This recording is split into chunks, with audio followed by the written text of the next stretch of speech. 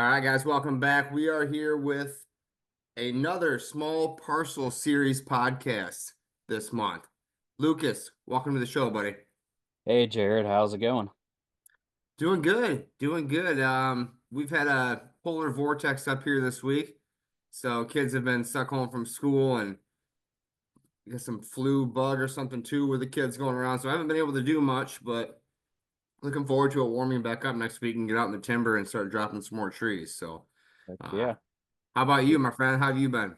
oh, we've been having that same polar vortex here too. So Okay.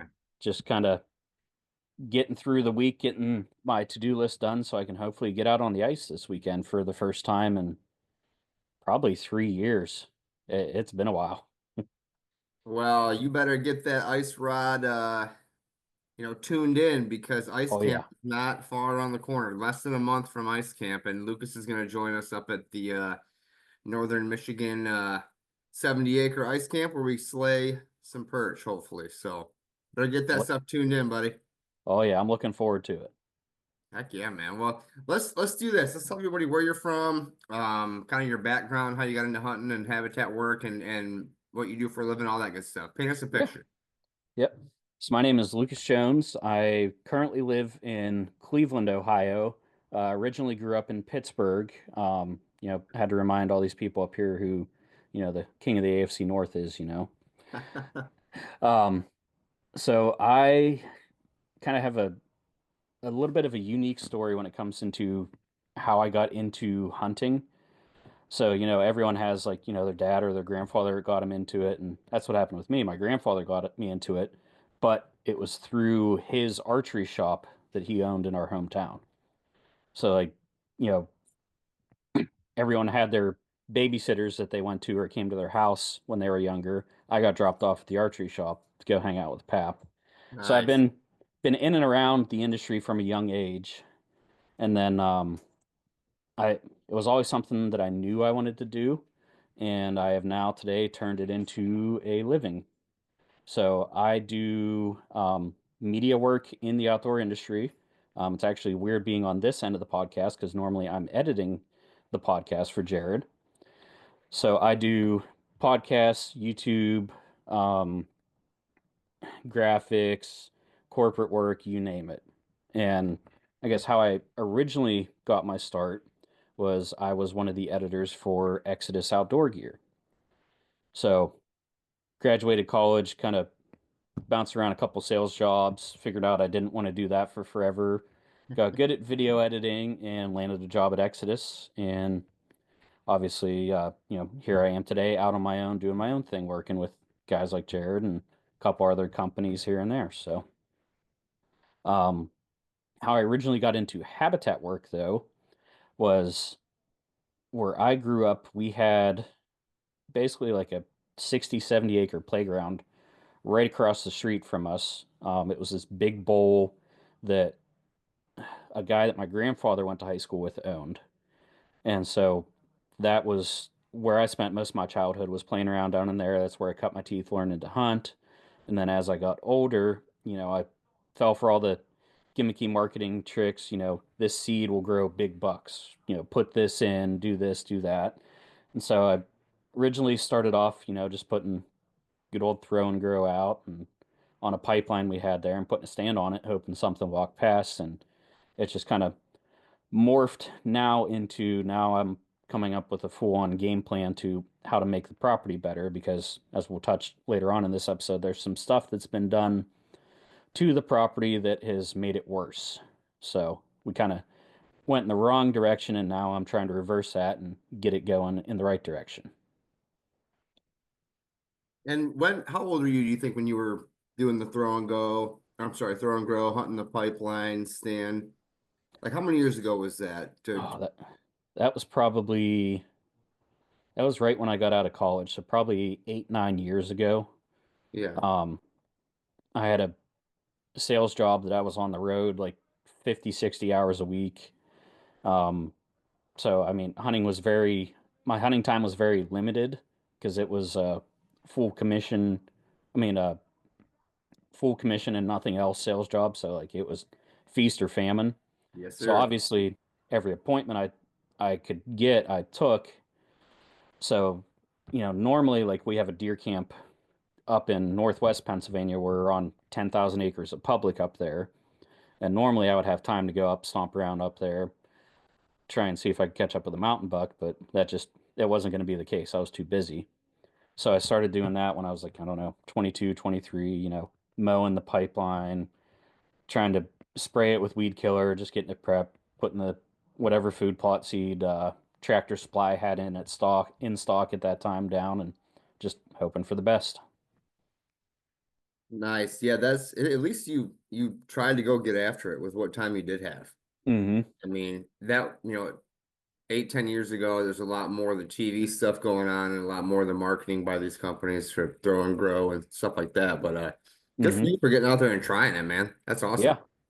Yep. And I mean, it did come together. I managed this guy right here.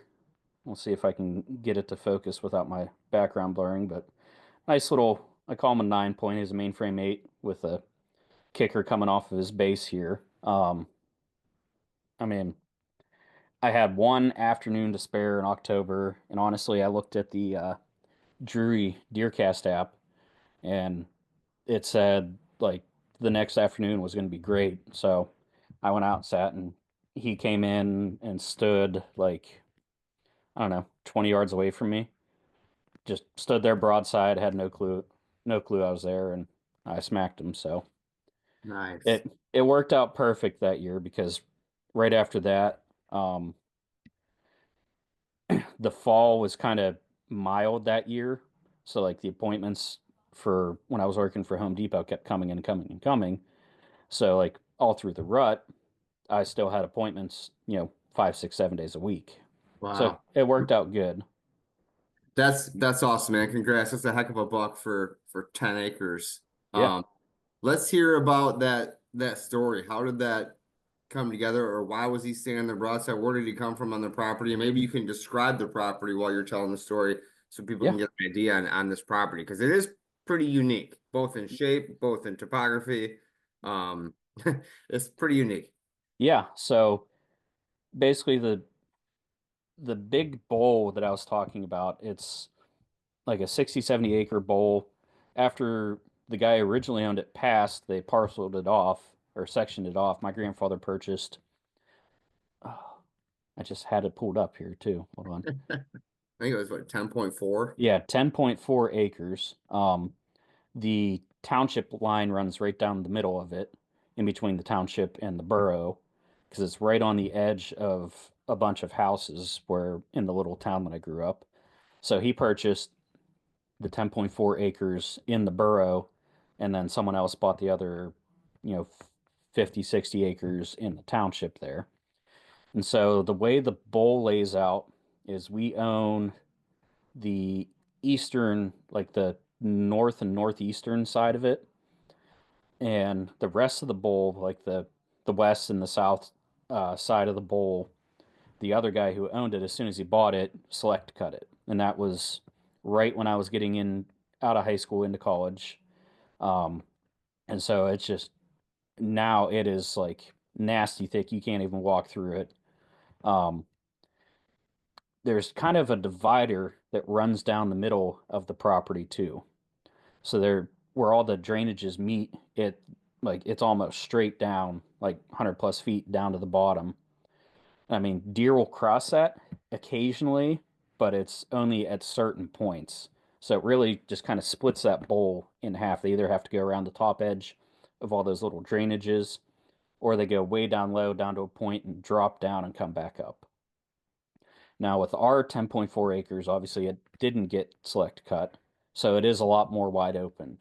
Um, it's primarily a lot of junk trees right now, unfortunately. Um, for some reason, the guy who owned it before us, when he was like backfilling it, he did plant a couple trees, and a lot of them were sumac trees, and those things just take over pretty much. We had them on the bank down below my parents' house, and it like within 5 years they took over the entire bank. We had to go cut them all down, drill and spray all the stumps, or else they would grow right back. So the way that um, that 10.4 acres kind of lays out on our side, we have two drainages that come down and form a little point. The left-hand drainage is the property line, so we can only like get on one side of it. And then the main drainage that comes down like from where all the houses are, there's a pipeline that runs pretty much almost right down the middle of it. And it keeps continuing down the whole way down to the actual creek bottom. And then at the bottom or like halfway down that pipeline, there was a road that got put in that kind of wraps from east to west across that pipeline, and then it turns a 90 and goes north to south. And that topography there where that road is, that's all man-made. So the guy who owned it, he took a bunch of fill from a highway project and built that road up, built that pad up there almost, 30, 40, 50 feet with shale Oh, and clay and whatever else, pretty much whatever else they were getting rid of. Um, so it kind of makes it unique because it makes a giant bowl there at the bottom of that drainage where it goes down, comes back up, and then drops down to the main creek there. And so with that, I guess, road there that kind of almost cuts it in half east to west on our parcel there. So in essence, it could be, pretty much uh two different bowls there on the same parcel because of that road. There is some deer that cut across it, but it really kind of segments it to either the deer come in from up top on that bowl or they're way down low on the creek bottom, sometimes coming up on our side, but most of the time going up over into the thick stuff on the neighbors. okay. Um, So that east-west access road that he built pretty high in the air kind of yeah, divides your property north section, south section. yes, And then if you look north, you're going uphill. You got two yes. drainages and the power hmm line goes up the right one. Okay. And then now if you flip around and head south off that access road. So if you're heading south off that access, there's like the main drainage that goes down to the creek bottom there. And it is, I got Onyx pulled up here. From that road down to the creek bottom, it's about 150, almost 200-foot change in elevation in a hurry. Wow. Wow. So They really it's, don't cross it much, huh? yeah, it's pretty steep in there. So they have to, if they want to get around down low, they're side hilling it. And so on that southern portion of the property there, we don't really have much down there. The majority of the property is north of that road, but it is, it is rather steep. It's kind of open down there, and there is some like points on the edge of that creek hillside there where I will see them from time to time when the pressure's on, but it's almost kind of like a wasted space down there because it's super steep. It's really wide open. There's a couple big oaks, a couple big maples in there. Um, and it's just we don't really do much with it, especially down at the bottom where the actual creek is. It flows out into the river. That's there's a trail that comes up from the river. There's some watershed association put a natural trail or a hiking trail in down there that they cut it in the whole way up past my grandfather's land and into the next land up to this waterfall. They cut it in without talking to the landowners because they thought they owned all of that. So it's a little bit of a sore subject right now with my grandfather. But I mean, if someone really wants to come up from down there onto the property, like good luck. It is steep and nasty. There's the one section that we used to use as kids to get down there. We literally tied like a 200-foot rope to a tree up at the top just so we could get down to it. Wow. It's steep. Wow. So we I never see deer down in there. It's just so steep that there's nothing down there for them, and it's wide open. And then on the other side of that creek bottom there, if you go up the hill, there's a couple businesses up there and a couple houses, and there's just piles of trash that have been thrown down over the hill over the years. So, like, there's we pulled it out, but there was a washer in the actual pool of the waterfall at one point that rolled the whole, 300 feet down the hill into there. Wow. So, yeah, we have unfortunately some wasted space on the property there. And it doesn't do us any favors because it's a long, narrow property. So it's probably like, I don't know, 600 yards at its widest. And then like once you get down to that southern end of the property, it gets super, super narrow, Yeah. like maybe 200 yards narrow. So kind of a unique challenge for that property for sure. Well, it does sound very interesting. And when I saw the topography, it definitely looks challenging. Yeah. Plus you got the road nearby. But the wind's doing the right things for you. Where did that buck come from? And where did you shoot him at exactly? You on that little power line up the drainage? So I was actually on the road before it goes out to that pipeline there. Um, when the road crosses the pipeline, it's at a almost perpendicular, but then it curls up at a 90 and parallels it to the base of the hill there. Yep. And there used to be an old uh, tram road or logging road cut in, like side hilled around that entire bowl. It's Mm, been it hasn't been maintained in years, so it's pretty washed out. You can't even get a four-wheeler back in there now. But that buck actually came from the neighbor's property, came across that road and came up the drainage onto ours. And I saw him at like, I don't know, 50, 60 yards up to my left because I was pretty much halfway between where that road stops and where that road meets the pipeline, just trying to trying to catch, either trail coming up out of that main drainage there.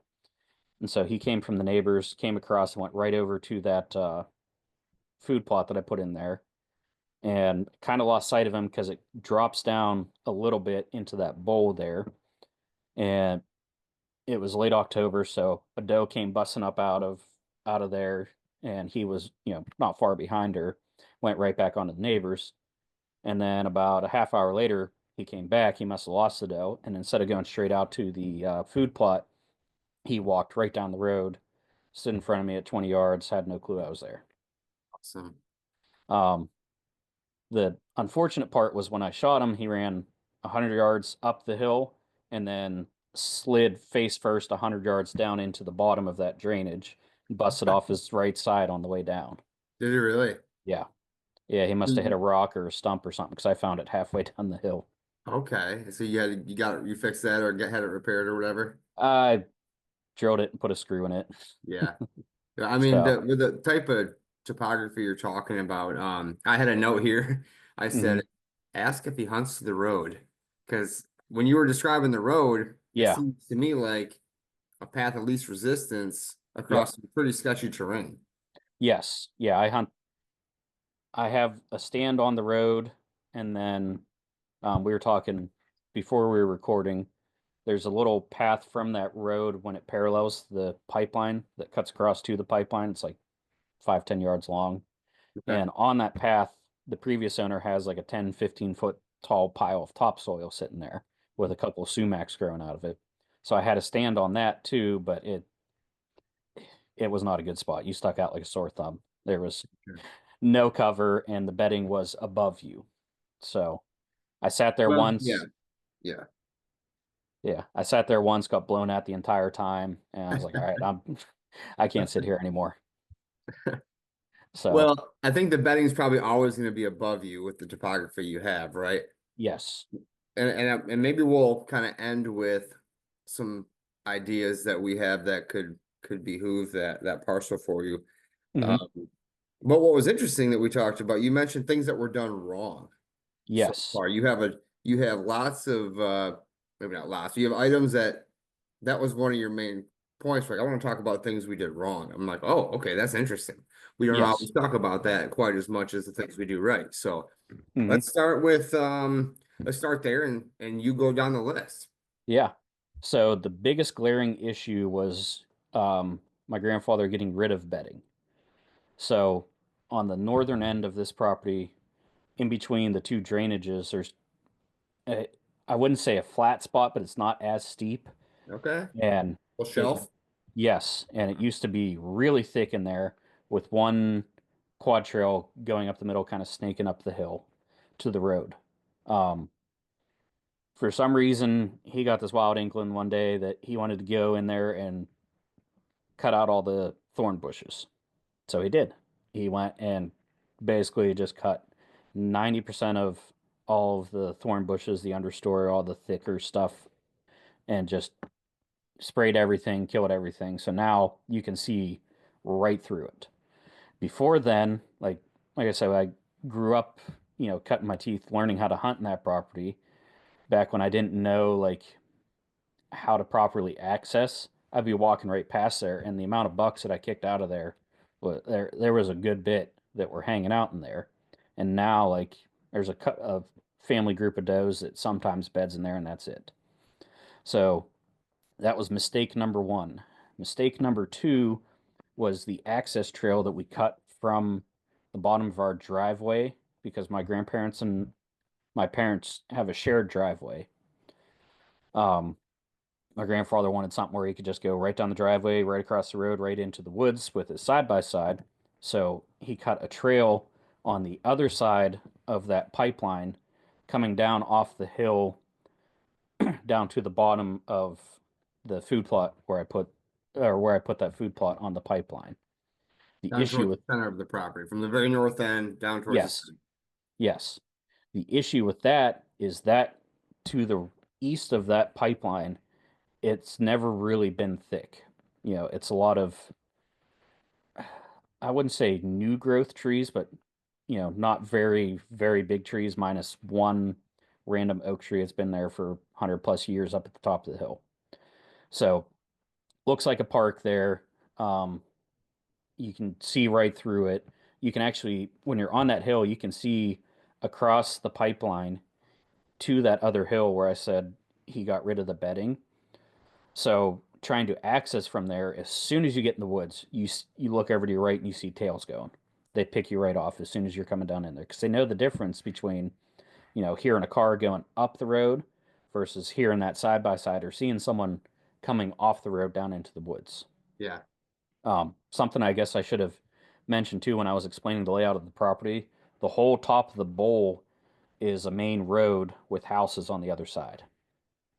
So they're used to hearing vehicles, they're used to hearing humans, they're used to all the traffic, going past it. I say traffic, it's a town of 2,000 people, so not a ton of traffic, but still they're used to that. They're in everyone's yards every night. So they know exactly when like difference between someone just walking up the road versus someone coming down into the woods to hunt. Um, For sure. Like they know that sound distance. Like that's why they're bedded there, right? yes. They can keep an eye or an ear on the pressure from the road, and if it gets any closer than that, whatever threshold that is, boom, they're gone. Yep, And side by side down that trail does that, right? they know exactly. Got it. The third issue is on that road. So after it crosses the pipeline and takes a right to go parallel to the pipeline, you have the pipeline on the right side that's kind of a little depression, but on the left side is that main drainage that just goes straight down.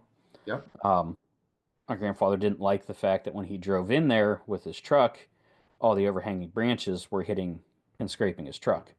So he took a chainsaw and just went down both sides, cut all the lower hanging stuff, and so it's wide open when you walk up that road now too.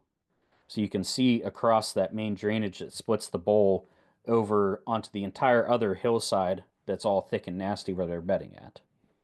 So access access is really tough right now because you either From yes, from the top for sure. It sounds like. yeah, so you either have to like when you come down the top like it it's almost impossible. You're getting busted every single time. That road that he cut in does link up to one of the main roads, so you can come in that way. But then once you get past the pipeline, you're exposed on both sides. You're walking right out in the middle of the open of everything, and everything in that bowl can see you. Yep. So yeah, those are the three big things that we got to fix there. Okay. And when he was removing this understory, and kind of cutting in a side by side trail on the other side, Hmm. then it's like a park and you can see a long ways. What's left? Uh, What can we work with? so I mean, I guess the thing that kind of piqued my interest that we could work with to help thicken it up is there is a lot of junk trees in there. So I don't know the exact species names. I'm not going to pretend like I know Sure. exactly which trees to get rid of, which trees not to. But my cousin, who is an arborist, has walked that with me before, and he's like, there's a ton of stuff that we could get rid of in here. So there's definitely some major TSI that needs done in there. 'Cause, I mean, I Yeah, think I can count on one hand the amount of like oak trees that are in there that are, big mass producing oak trees. All the rest are tiny little short things or, like I said, just junk trees. I would totally agree with all that. I would keep those big oak seed trees. Those are going to be feeding icons, places Hmm. where these deer have gone for years. But yeah, I would get some of that canopy on the Yeah, ground. yeah, for sure. Um, The you know, the other thing that we have to work with, um, which I'm happy he didn't cut, is on that along that road, on the I guess the west side where it, like just drops straight down. There's not too many trees there, but okay. what there is a bunch of witch hazel on that hillside that Hmm, has been slowly making its way up. okay. And, this was a couple years ago when I figured out what witch hazel actually is. Um, What is it? Tell us about it. so it is a shrub. Um, I'm not sure if it's native to the area. Don't quote me on that, but it does produce a soft mass. Um, and apparently deer will eat it. I don't know if it's like their first choice, but there is nuts that come off of it, almost uh, like a smaller, pretty much like a smaller nut tree. It doesn't get super tall. Um, it's got a base with a bunch of different trunks that shoot off it that are only like, I don't know, 2, 3 inches in diameter. So it does add, some cover. It does get when it gets bigger, when the leaves are on, it does get a little thicker around it, and it has the mass that obviously is on the edges or on the tree limbs there. Sure. So I I haven't done enough research on it yet to, really figure out, is this something I'm going to keep? Is this something I'm going to get rid of? Do we have Yeah. it just in limited, you know, patches in there? But I will say the deer love putting their rub lines on those. Okay. So they get a pretty fairly woody stem to them or with some thickness to it. Yes. It Yes. looks like there's do a little research here. 5 different species. There's Japanese, Chinese, big leaf, Ozark, and common, or also called American. So, Hmm. I don't know which one it is, but yeah, one could be invasive, one could be native. Yeah. And how tall does that stuff get in there? Probably like 10, 15 feet tall at the tallest. Okay. Okay. So Sounds like definitely, invasive, but who knows? yeah, I'm not sure. I have to do a little more research on it, figure out, exactly which species it is and if it's actually supposed to be in there. But I mean, like I said, they love making their scrape lines on it. I've found a couple rubs underneath them, so for Yeah. now, for now they're just going to stay put because that's Yep. the main central like community scrape on that road is under a witch hazel branch. Gotcha. Gotcha. So, And so you said there were some sassafras trees too. Is that accurate? or not sassafras, sumac. Oh, Sumac. Sorry, I have Yes, sassafras out here. I'm looking at right now. Sorry. you're Yeah, good. Sumac. So tell me about those and where are those on the property? So they're kind of sprinkled in all over the place.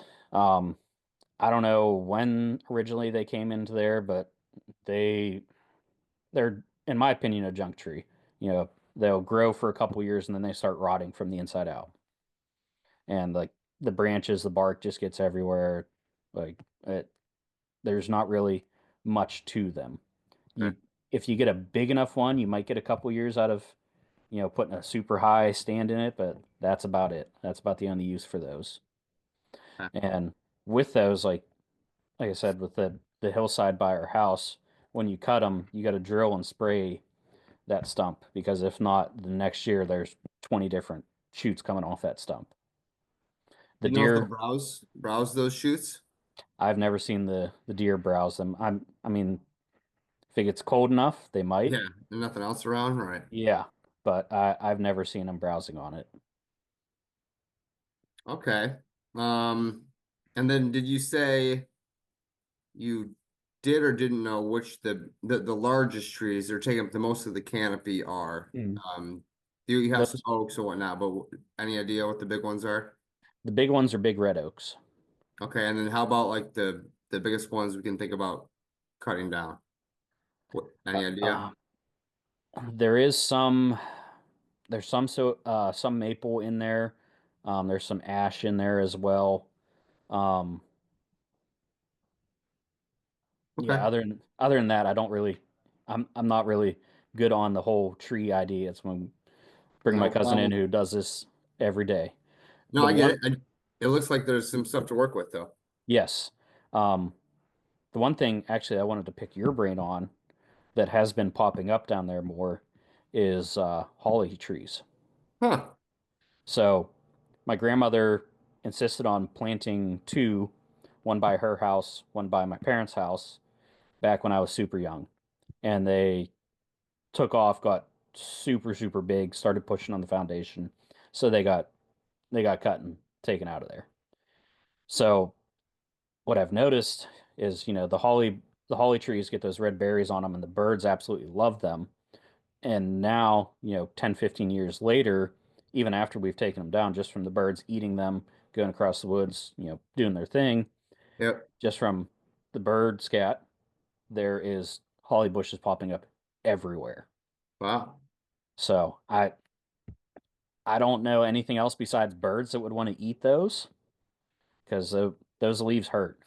They, Yeah, they're not really a selected target for deer. yeah, 'Cause like you said, those pokey leaves and just the um yeah, they're really more of like a deer resistant plant almost, it seems. yes. I guess the only saving grace for those has been where they've been popping up is along that quad trail coming down from the driveway. So it Okay. has it has helped with a little bit of cover there, but it's just Yep. it's here and there. There's not enough to really do anything. So, but I mean, the birds like them, so that's why my grandfather's left them because the birds absolutely go nuts for him. Okay. Gotcha. Is he like watching his birds? He does like watching his birds. My grandmother, more than anything, likes watching the birds from the back Okay. porch. My grandfather is the guy that sits on the back porch with her with a pellet gun, waiting for a chipmunk to stick his head up. So, Nice. Nice. I'd get along with him just fine, it sounds like. oh yeah, Yeah, my grandpa used to have all kinds of bird feeders and everything else, and in his backyard he had a whole regimen going. hmm The hawks would hang out nearby too for a good reason. yes, But yeah. We have a couple of those. There's a big owl that hangs out too. okay. So, What else do you have that was a gone wrong or something bad, or did we hit them? actually, there is one more. So that trail that I talked about that kind of side hills the whole entire bowl there. Yeah. Whenever the guy put that trail in, he did dam up a couple of those drainages and had culverts in them. The one that's right on our western property line got filled up with silt, and there was a little pond there. Hmm. But it's literally like right on the property line, and it has since washed out. So, back when it was still intact, there was, 6, 7 inches of water in there that the deer always came down to get a drink. Now, it's gone and we've wanted to repair it, but it's just one of those things like we don't exactly know right where that property line goes through it because it's that close to the property line where that culvert is. Yeah. So we could fix it. But we might be doing it on the neighbor's property for like 2 feet.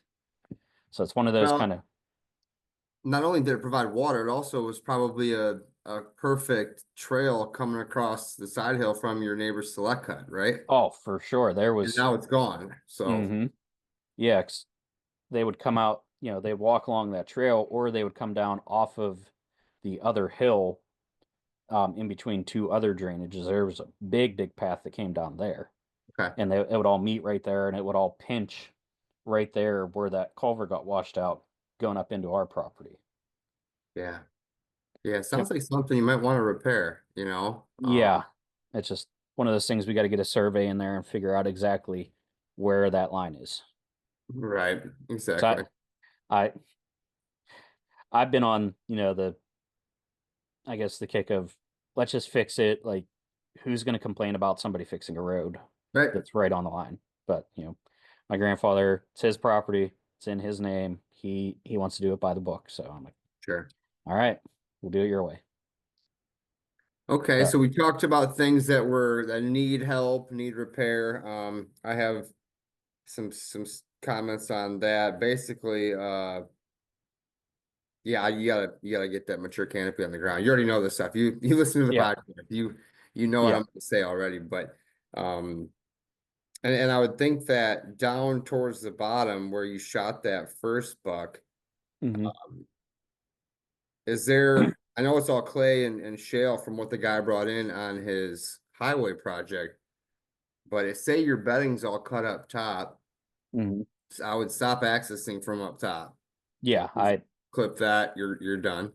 hmm So that would put the access down in the bottom off that road, wind in your yes. face. What kind of food setup could we do down there to draw them down the hill at last light? Thermals are falling, working for hmm you. Maybe we get a blind in there. Yeah. I know it's shale and clay, but you got that topsoil there. Tell me about what you think could be possible down there. So first thing I want to do is get in that topsoil pile and just start spreading it everywhere on that road, just so something can grow. I mean, there's patches of grass off the sides where you can see like some soil where grass is starting to come up, but like down the middle, it's all shale and clay. So that's priority number one is actually utilize that topsoil instead of just letting it sit there in a pile. Right. So easier said than done when we don't have the equipment to do it. But I have a couple buddies that are in the operators union, so I'll figure something out, figure a trade out or something. So that's first and foremost. I want to get that taken care of because that main pipeline, I mean, that's good soil in there, but we don't like my grandfather does not want to till that because it is not marked. He doesn't know where that pipe is. And it's not like, a straight run down. It's steep and then it levels out and then it goes steep again down into that bowl. So we don't know exactly like how deep that pipe is right there, and we don't want to be the ones to hit it. Could you call Miss Dig on that? Or we Uh, have something called Miss Dig where they'll come out and mark stuff for you for free. so we are going to call this spring, get it marked exactly where that is. Cool. Because when a pipeline comes back up and meets that road, there is a well there. Mm, Um, I don't know exactly, like that's been there as long as I can remember, so I don't even know like is it still doing anything? I'm not sure. right. So that was our biggest, I guess, concern with potentially tilling there because that well's right there and we can see the pipe coming up out of the ground, so we don't know how deep it is. We want to err on the side of the caution there. Yeah, makes sense. So, yeah, I definitely want to get more food established on that road on top of what's on that power or that pipeline there. Yep. Especially like on that pipeline, that's where two of the big red oaks are overhanging. So Okay. it can be, it is a little bit of a smorgasbord there for them later on in the season. Well, shoot, man, that's kind of what I'm liking about that area. Everything seems to delve right into there. Hmm. You have a water hole you can put in if you can't fix the one. You have Yeah. a food plot right there. You have the big oaks. How's the rest of the canopy right there? Are you gonna be able to get enough sun to grow some food in there? You're gonna have to maybe edge feather back off the road a little bit. On the road, it gets plenty of sun. Okay. So, um, I guess that is the one good thing with Pap taking all those trees on both sides of the road. It did open it up in there. Um, so there is plenty of sun that gets in there for like that actually hits the ground on that road there. Gotcha. Good. Good. Yeah, with the right soil and the right seed types, you get that going. That'd be really nice. Yes. So the other thing that I want to do is start putting in some fruit trees in there. So, there's besides the food plot and the oak trees, there's nothing, pretty much nothing else down in there Okay. for them to eat, especially with everyone's backyards touching the bowl. They can go up, eat the neighbor's flowers or whatever they have planted. So I want to get more, I guess, early season food in there to help keep them down in there instead of having, that year that I shot that 9 point, there was a bigger one down in there. And, I saw him a couple times on trail camera, but most of the time I saw him crossing the road to go into the neighbor's backyard. So I want to try and keep them more down in there instead of going up into everyone's backyards. Um, so obviously maybe some apple trees, maybe some pear trees. I've thought about persimmons, but we're right on that line there where it might be possible for them to make it, it might not be. Because Yeah. we're an hour northeast of Pittsburgh. So we're just right on that boundary line of where you go north of us, I don't see any persimmons whatsoever, but you go south of us, down towards the border into Maryland, West Virginia, Ohio, there is persimmons down there. Yeah. Yeah. I found them a little bit tougher to have survive up where I'm at as well. Hmm. Could just be my luck, but yeah, I don't think you can go wrong with crab apples, hybrid pears, apples, can Enterprise or Liberty. Um, Yeah.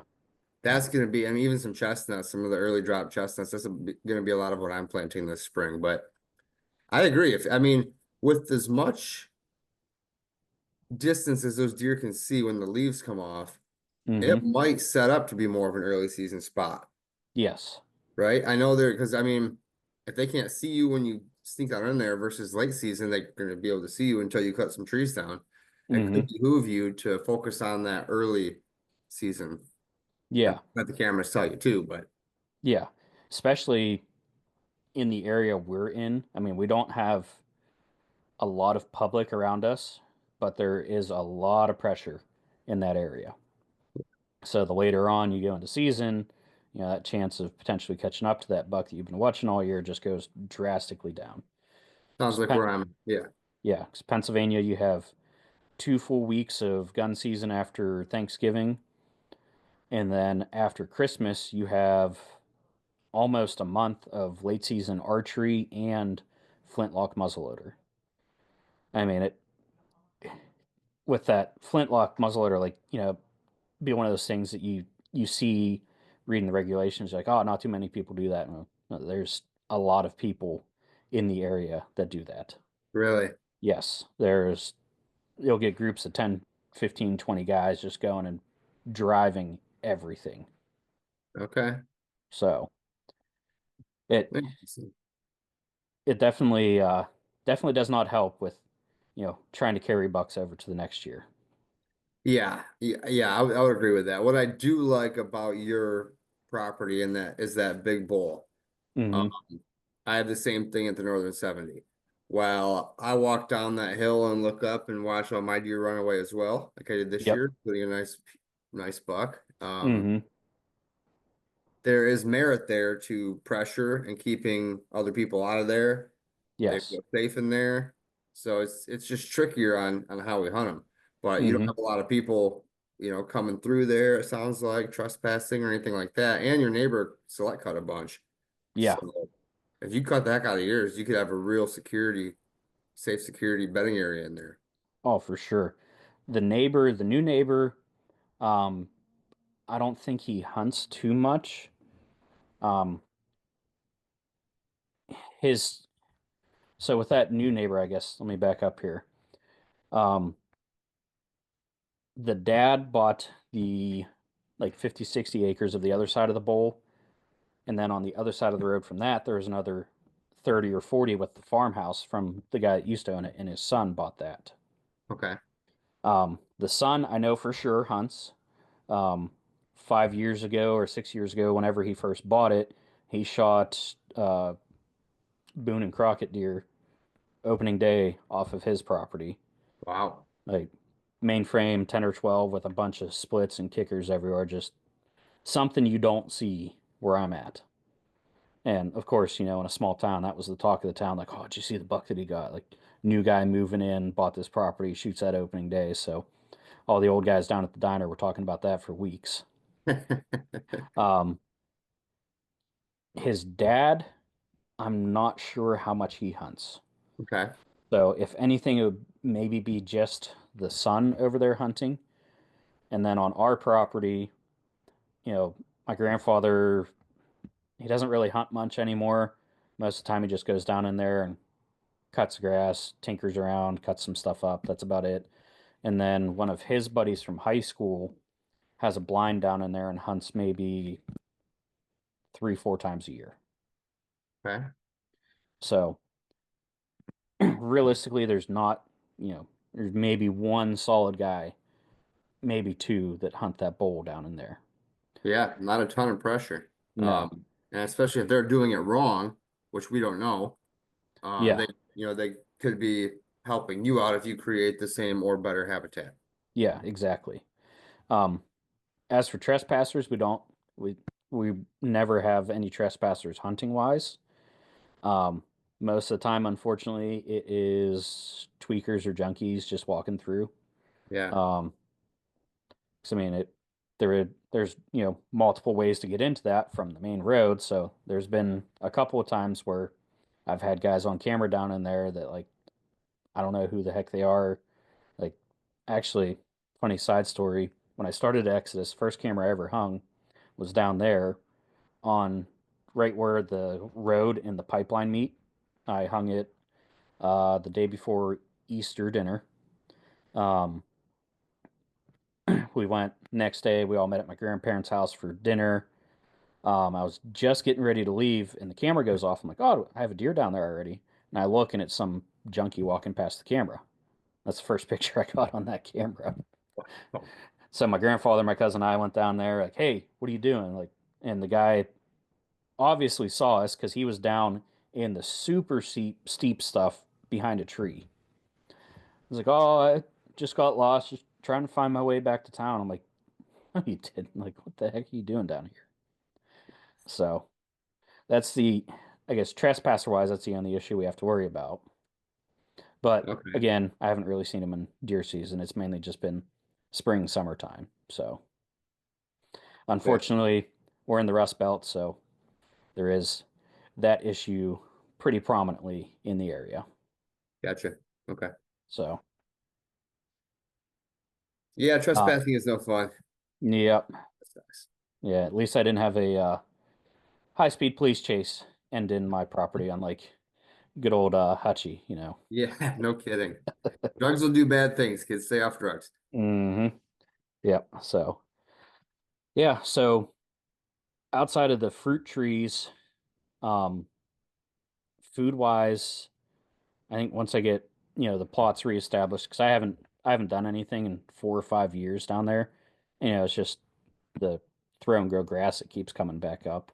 Yeah. Um, the one good thing with my grandfather being retired and being bored and wanting something to do is in the summertime he does mow that a couple of times. Okay. So it does help with, stuff coming back up and regen. How does he get the mower down there? Um, he will take the riding mower down the main road and come in through the access road there. Okay. Gotcha. So it's Yeah, flat I've enough.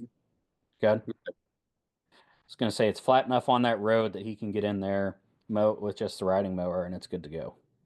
Unfortunately, he can't really get it over on the pipeline because it is a little steeper there. But at least for that main road, he does keep that mode. okay.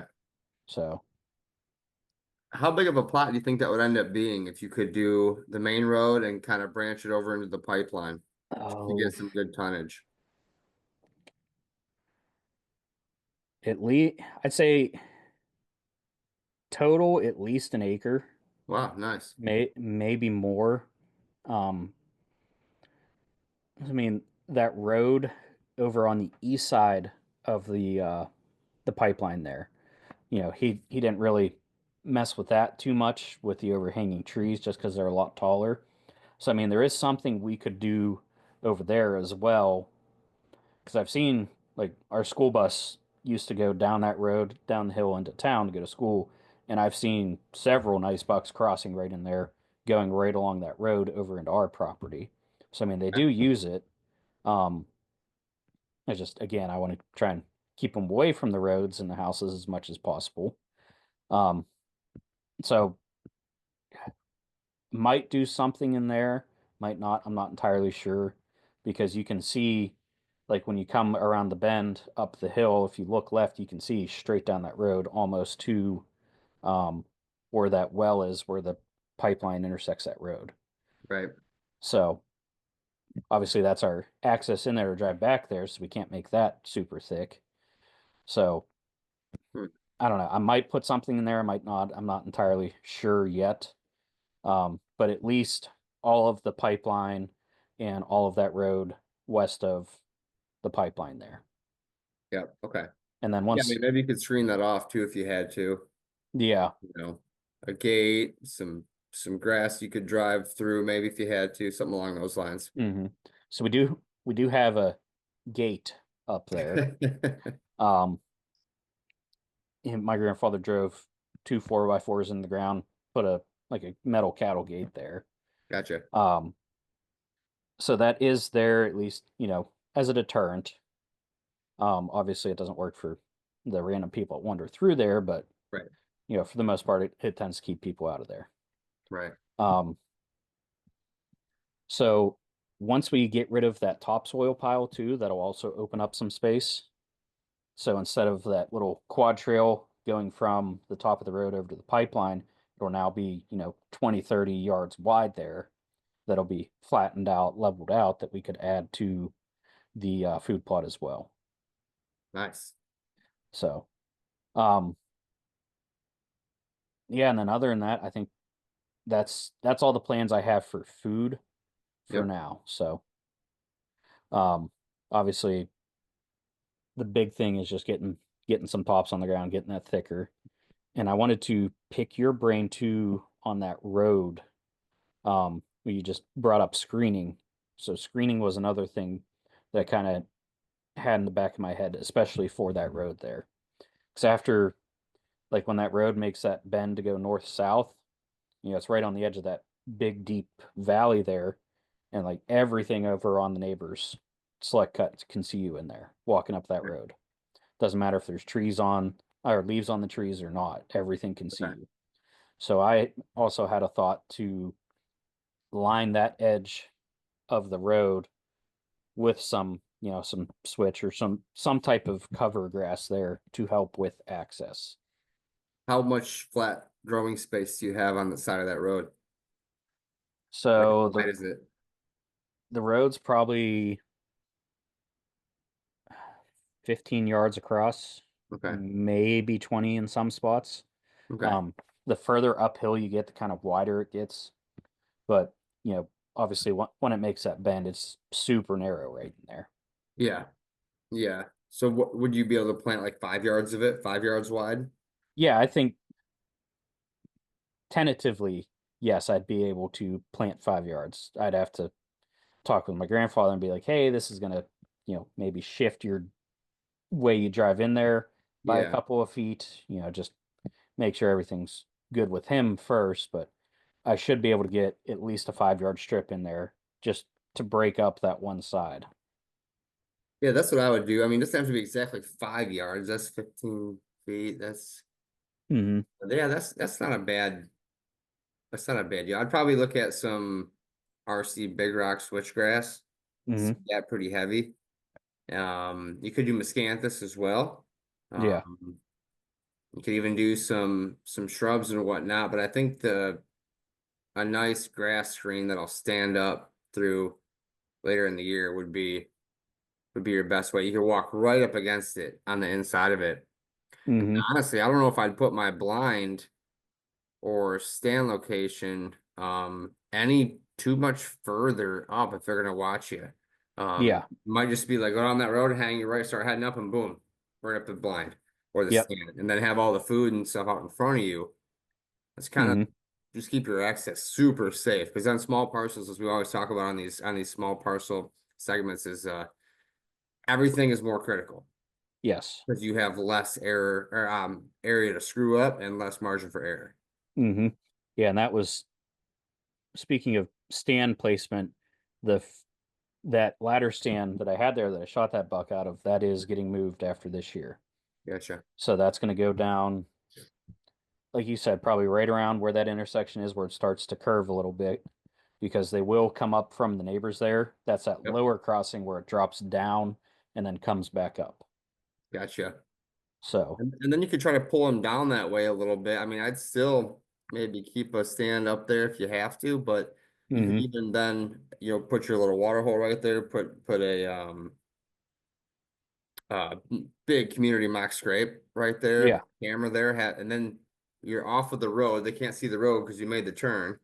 hmm And then they have everything up there, your apple trees, and then you're going in as little as you have to, leaving the rest of your property up there for bedding and then sucking them down at last Yeah. light with the thermals and boom. I mean, that Yep. makes sense in my brain.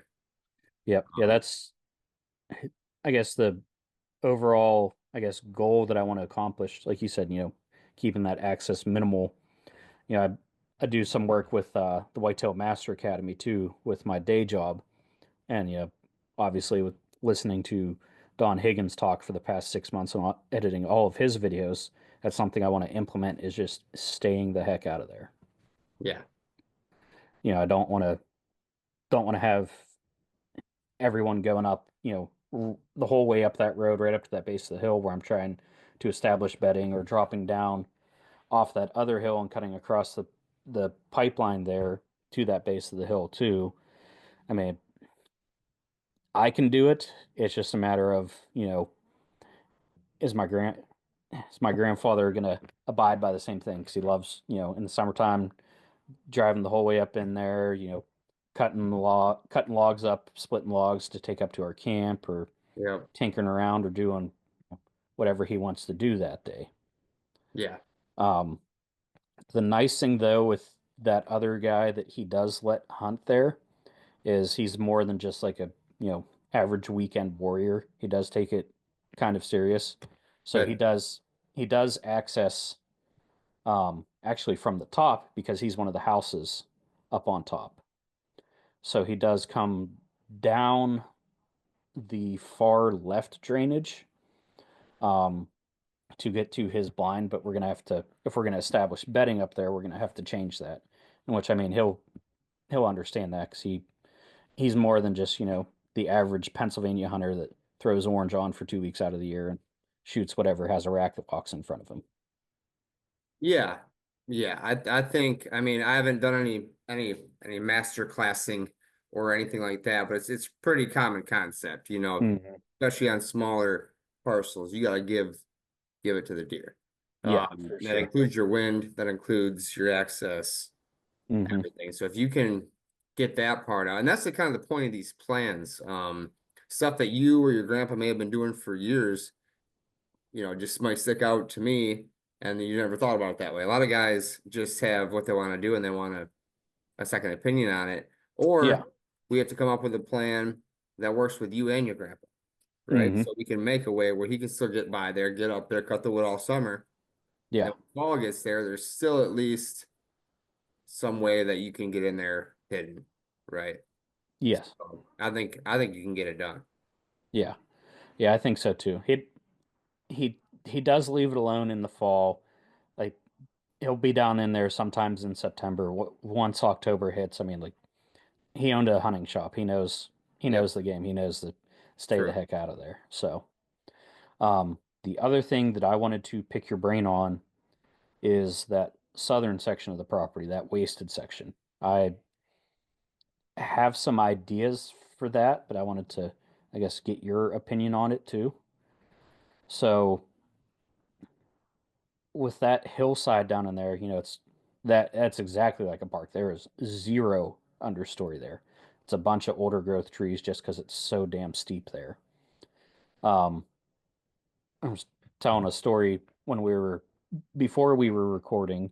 Um, there's been several times when I've been down in there in the late season in muzzleloader when the pressure's been on that I've been walking on that hill back before, like when it was owned by just one person, and I looked across over to that little point on that wasted section, and there's been bucks sitting there, just watching me walk by.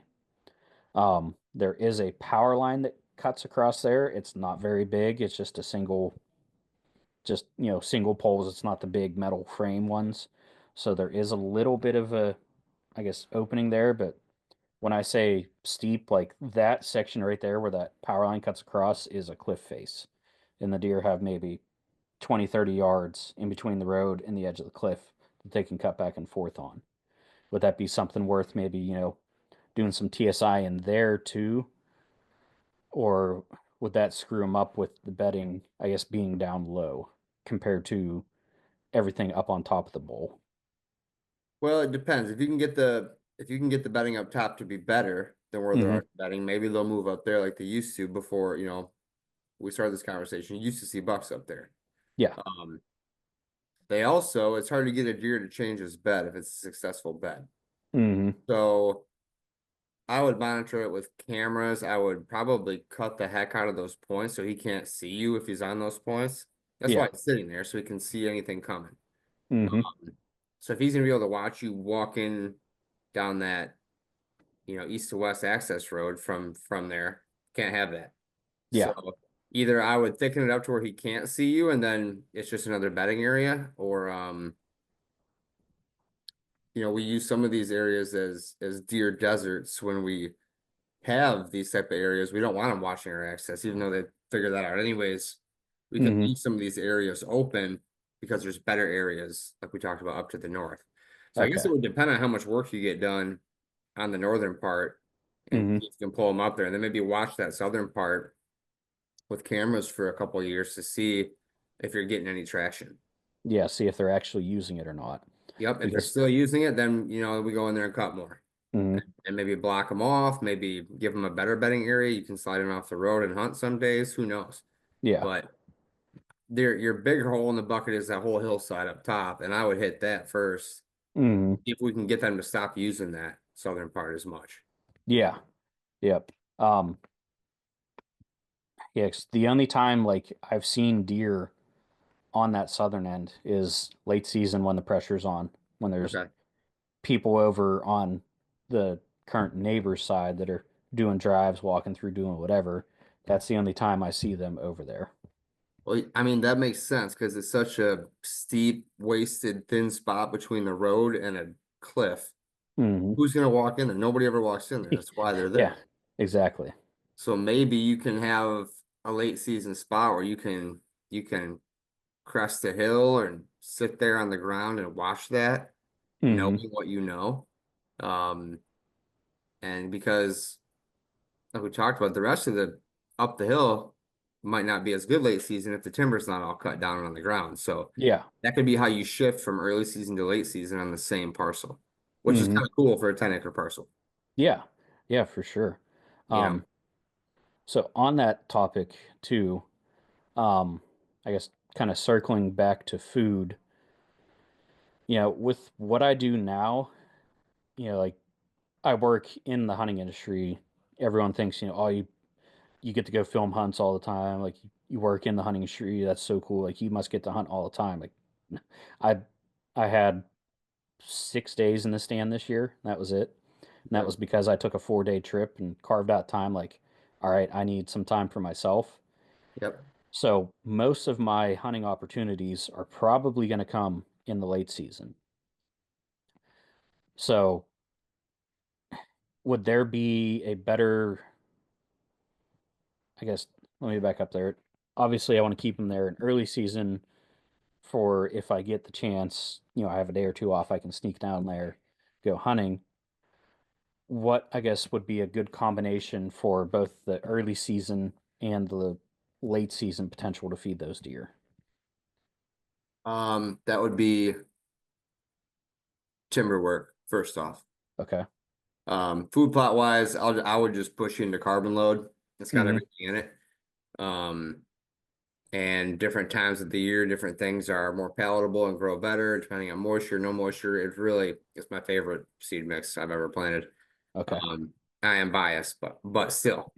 Hmm. Your timber, man, you could do more work with 2 days in a chainsaw that'll benefit you more on that property than anything else, in my Okay. opinion. All right. So, and that could be you could do that now. Hmm. Now's a great time. I mean, it's a little cold, but Yeah. um if you could get that stuff on the ground, they'll start munching on it. You have new shoots come up all summer. You'll have a lot more tonnage per acre, both woody Hmm. browse, leafy browse, forbs in there. And yeah, I'd still plant the food plot Yeah. if you have time, because that's more of an attraction, an icing on the cake type thing to me. And Hmm. yeah, without a ton of time to hunt late season, um, they're getting back over to that woody browse, especially in like January and stuff. So Yeah. Yeah. Yeah. Because I know how to do it in hill country on public up at my camp in the late season. Like I know exactly what to target there. It's just cool. What do you kind target there? so up there, there's two big things that I look for. That's, Pennsylvania big woods. So I'm finding hemlocks first and foremost, trying to find that thermal cover because one, obviously it keeps them out of the snow because we're in the snow shadow up there. So like deer season's always a crapshoot. It's either going to be 2 inches of snow or the one year we went up there was 38 inches of snow. Yeah. I will never do that again. No. That was miserable to walk through. So the I guess when I say the hemlocks, I'm looking for kind of like a specific patch of the hemlocks. So either the one like I'm thinking of is down over the hill from an old clear cut. So you have your food right there. Um, Basically anything that's butting up right to food close to that thermal bedding cover is what I'm keying in on, whether it be, an oak flat, whether it be an old clear cut, or I'm going to throw you a little bit of a curveball here, something I picked up on a couple late season hunts. They will also target grapevines as well. Hmm. So a couple years back, I filmed a hunt with Chad when I was working for Exodus in Wisconsin up with Dan Infault. And the only buck of the trip that we saw was driving around on this two track. I looked down over and just saw him bedded there down in this bowl that was shielded from the wind. So it's Wisconsin in January, super cold, no cover whatsoever. We do a big loop, try and get, around him and come up that bowl. Obviously, he was long gone by the time we got there. But what I did find was his bed along with a bunch of other doe beds in a bunch of those grapevines, and there was those clusters of the grapes half eaten all over the place. Oh wow. So I tested that. A little wine in the evening, huh? Yeah, yeah. So I tested that theory up at my camp last year. I normally pull all my cameras before deer season because it's public land. There's guys everywhere. I've had cameras go missing or get stolen quite often. I left one on there that was down over the hill from a saddle on a scrape in between a saddle and a clear cut. And that whole entire side of the hill, it was a lot of oak, a lot of maple, a lot of birch trees, but there was grapevines woven all through there. And I was just looking back at the pictures the other day, actually, and I probably had more daylight buck pictures in January at that spot than I did all of October and November. Wow. And I think, I mean, obviously there's oak flat up top, but down on the side of the hill on that bench, there was no oaks dropping. So there wasn't any acorns down there, but there was deer walking through feeding down there. Okay. When I walked it a couple of times, I noticed all the grapevines in there. You could actually see the clusters of grapes sitting on the ground. I kicked up grouse in there, which is a that's really good habitat for them is those grapevines because that is one of their main food sources up there. Very cool. So, um, obviously that's something like how do you plant that or implement that? That's just something that grows. But over on bringing it back, I guess, to the neighbor's property at my grandfather's, two drainages over is a giant, probably the biggest drain, like smaller drainage going down into the main one. And it is thick, nasty, like I don't even know what the brush is, but there's grapevines all through it. And I guess, connecting the dots with that up at the top, I have always kicked deer out of the top of that bedding in those grapevines. And it just, when I put that camera up there and was thinking about everything, the light, the light bulb flicked, like maybe they are keying in on that.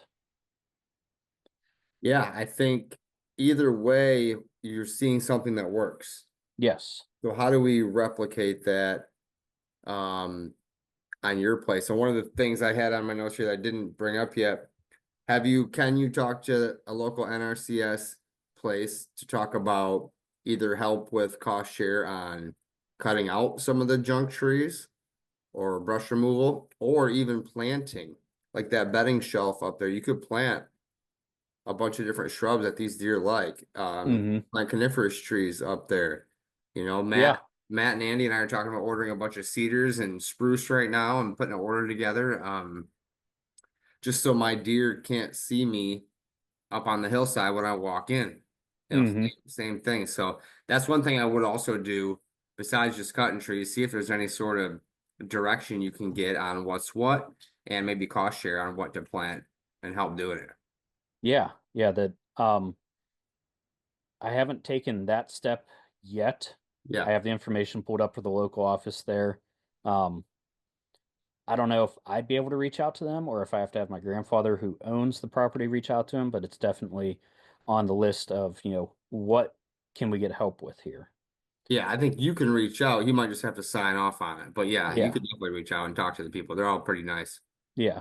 Because I mean, Western Pennsylvania, that's not something that people think about is utilizing those programs. I mean, maybe a couple of the farmers here and there, but Yep. you know, just the regular average Joe, especially with how steep everything is over where I'm at, like people don't think about that. Right. Right.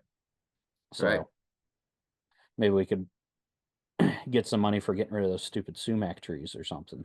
Exactly. Brush Hmm. management, autumn olive or whatever, grapevine. I don't think they want you probably bringing in grapevines, but No. there could be, or there are other native options that you can plant up there, which will bring food, give you Hmm. more bedding feel as well, and just make your property more highly attractive overall. I wouldn't worry about having food in my bedding area on only 10 acres. I want Yeah. my 10 acres to be the 10 acres. So Hmm. I would pack it full of all the good stuff. Okay. Perfect. Yeah. You brought up the autumn olive. We fingers crossed. We've been lucky. It hasn't made it to us yet. Okay. Wow. It's we Nobody don't. says that. Yeah, we don't have any down in our bowl, but you go, I think, closer to Pittsburgh, you will see some of it down around there. And I Okay. think mainly because, all the highways down in there or in and around Pittsburgh that they cut out. That's why, Southern Ohio has it everywhere because correct me if I'm wrong, but I'm pretty sure at one point they used that as uh like almost like a cover crop for some of the highways and then some of the strip mines just to help with it. I mean, Yeah, they used to promote planting it all over. mm, That's for sure. yes, and I have spots in Southern Ohio I hunt, and that stuff it's brutal walking through some of that stuff. I hear you. I So hear you. Well, any other questions on your end? I think we covered some good stuff here, but I want to make sure we hit everything on your end before I get you the rapid fire. yeah, um, nothing that I can think of at the moment. Not at the moment, at least, Yep, right? yep. Okay, well, I think you have after this discussion, it's kind of like a land plan discussion here. It's kind of cool. Hmm. versus just me listening to your side of the story. I like that. I Hmm. think you have a roadmap ahead of you. At least a few things to get started on. So Yeah. Yep, for sure. Got there's the potential in there. luckily it's, busy season's over for me, so it's starting to slow down a little bit unless I pick up some fishing contracts here and there, but I should have some time to get down in there with a chainsaw at least now and get the Yes, ball sir. rolling. Good job. Wear your chaps in your helmet. Yep, Don't ask me for how I sure. know. I My cousin, the arborist, already said, like, dude, when you go to do this, call me. We're gonna do it the right way, and do not go in there with just safety glasses. Yep, exactly. So, All right, Lucas, I'm gonna hit you. You ready? yep. What is your favorite beverage? Ooh, sweet tea. Ooh, nice. All right, favorite venison or wild game recipe? Backstraps on the grill. All right, what kind of seasoning? You use bacon, anything like that?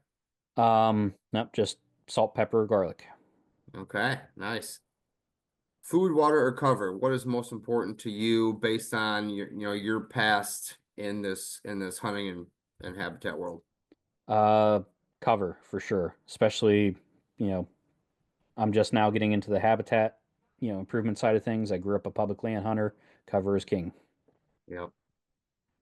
Um, were you more of a tree stand, saddle, climber, ground blind guy?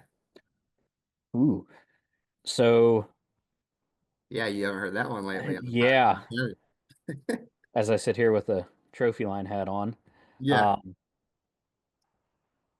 I'd say used to be a tree stand guy, transitioning more into a hybrid guy, running a saddle with the Elevate Element Ultra. Okay. So like a tree stand style platform or Yes. tree stand, and then also the saddle on top. Yeah. So I get all the different shooting angles of using a saddle, but if I'm doing all day sits and my legs get tired, I can turn around and sit down. Nice. I like that. I have done that as well. And it does work out pretty nicely. Oh yeah. Let's see. I'm gonna switch gears to this one. Okay. If you walked into your local sandwich shop or deli and something on the menu was named after you, what would it be? Thank you to my buddy Mike for that. I like that question. It's funny. So it'd probably be a pork chop sandwich Oh, because my nickname in college was pork chop. nice. Do you ate a lot of So pork chops or what? no, I played college football and my freshman year, we were doing icebreakers during camp, and the head coach at the time used to have a senior stand up and name 4 or 5 of the incoming freshmen, just so everyone knew their names. And the one kid who stood up, Derek Orlowski, which I still talk to him to this day, he the coach pointed at me and he looked at me. He's like, "Oh, I don't know, pork chop," and it's stuck ever since. Gotcha. All right. That would be So, named after you. I like it. hmm Very nice. And last but not least, what is your favorite tree? ooh, Doesn't have to be hunting or habitat related, can be. I'm gonna say chestnut. We Nice. had one in the yard growing up. My grandfather used to boil the chestnuts so we could eat them. And then I was one of 3 brothers, and we had 2 other guy cousins 20 minutes down the road. So when we were younger, we got slingshots and used to slingshot the chestnut burrs at each other like idiots. So How'd that feel? not good, not good. That's But awesome. young and dumb, we did it. What a great story. So Well, very nice, Lucas. I really appreciate you coming on the podcast today for our small parcel series. I love mhm. this series. We're going to keep this going. And yeah, I think you have a nice potential 10 acres ahead of you, Yeah, part of a lot bigger area, and you could do really well there if you're careful. So yeah. keep up the good work, man. Thank you. I will. I'm fingers crossed that I can get the blessing from Pap to do everything that I want to do. And if not, I'll just work with the hand that I'm dealt. Exactly. And feel free to plug anything you'd like to plug here today on the podcast. Yeah. So You can find me on social media at Broken Straw Media. If you're looking for any media work, video work, YouTube, anything like that done, feel free to hit me up, Instagram or Facebook. My website's currently under construction. Um, don't don't go there just yet. I'm still working on that. Um, yeah, other than that, I mean, all my personal pages I have private, so just Broken Straw Media. Okay, great. Well, Lucas, thanks very much, man. Have a great rest of your day, and look forward to seeing some progress on the 10 acres here soon. Yeah, thank you, Jared. Thanks for having me on. You bet, buddy. Take care.